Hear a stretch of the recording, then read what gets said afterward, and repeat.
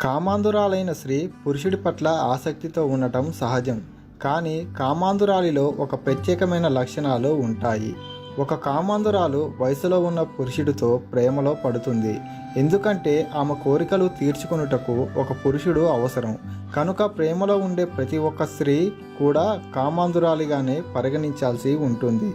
ఒక కామాంధురాలు పురుషుడిని ఆకర్షించుటకు శరీరాన్ని ఎక్కువగా అలంకరించుకోవడం మరొక లక్షణంగా భావించవచ్చు.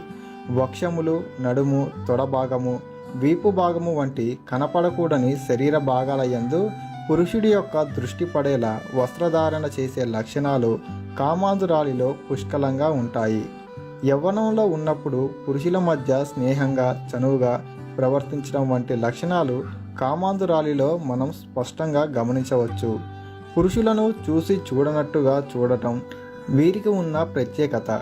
ఇటువంటి స్త్రీలు ఎక్కువగా పురుషుడితో స్వచ్ఛమైన ప్రేమలో ఉన్నట్లుగా వారికి భావన కలిగించి వారిని మోసం చేస్తూ ఉంటారు.